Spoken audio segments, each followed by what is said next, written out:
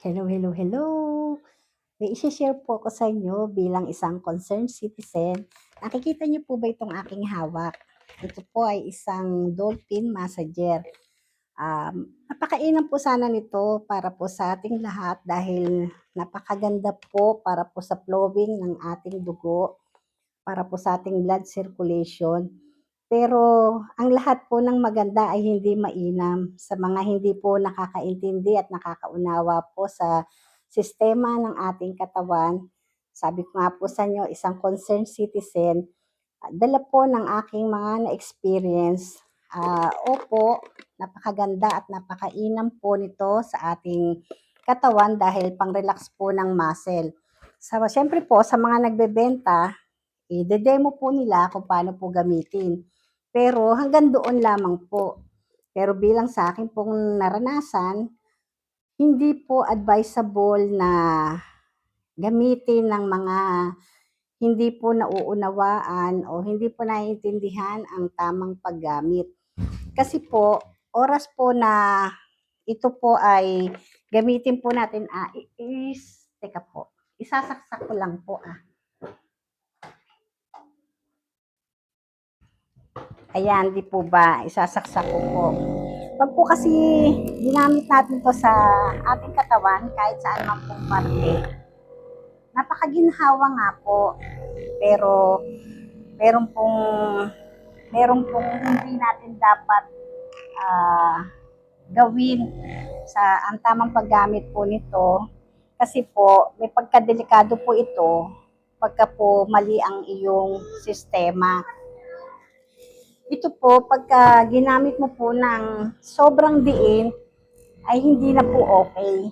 Kasi tatamaan na po yung ating mga ah, litid dyan, litid o po yung pong ating mga bone and muscles po dyan, joints. Kaya hindi po dapat, dapat po talaga ang tamang paggamit ito ay ganyan lang po. Pagka magaan lang po ang ating pagkakahawak, ito po ay makaka-relax lamang po sa ating ah, katawan.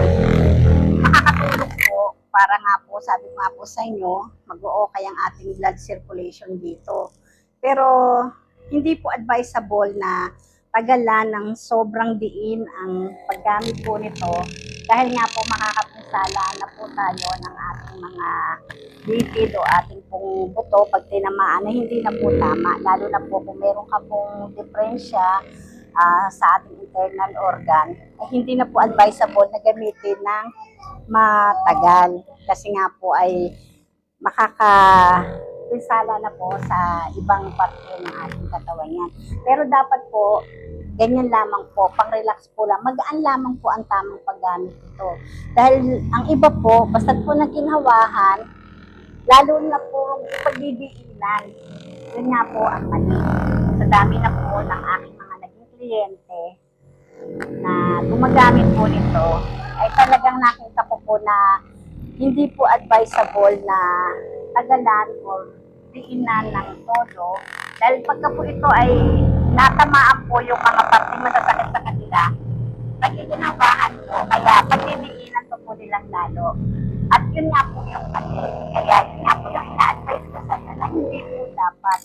Kasi nga po, marami na po tayong mapipinsala. Yung pong mga muscle natin, opo, luluwag, pero naabot po yung ibang mga ugat-ugat pa po natin. Marami pa tayo ugat sa ating katawan. Yan po. Kaya nga po, hindi ko po ina-advise na gamitin ng matagal. Dapat po magaang lang. Na para lang pong nire-relax mo nga lang yung muscle mo dahil nga po pagka sobrang pagod ka, hindi nga rin po maganda na hindi po namamasahe ang bawat isa sa atin.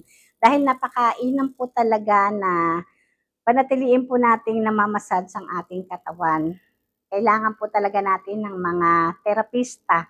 Ina-advise ko po para sa lahat dahil nga po pag po hindi nagalaw ang ating muscle, yan po ay maninigas at minsan nga po ay nagiging cause ng blood clot. Kaya dapat po ay nahahagod po ng maayos ang ating katawan para po, yun na nga po, maging maayos po ang daloy ng ating dugo at yun nga pong ating nerve ay magsisirculate po ang daloy ng ating dugo, nerve stimulation din po tayo na makakaranas po tayo ng kaginhawahan sa ating katawan kapag nga po meron tayong mga gamit na mga ganyang mga tools o mga machine po na yan, malaking kaginhawahan po. Dahil kagaya nga po ng mga atleta na pagka po sobrang pagod, siyempre po maninigas na po yung mga muscle, dapat po talaga ay namamassage or naitatouch man lang pong ganyan para po hindi po manigas ang ating muscle.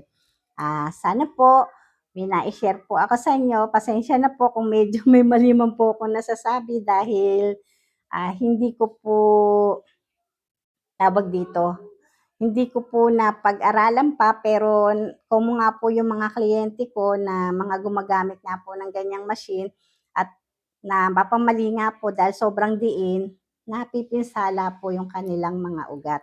Kaya sana po nakapag-share po ako. Sa muli po, ang eksperyensyadang terapista, Lilet Constantino po. I love you all. God bless us all. Bye-bye.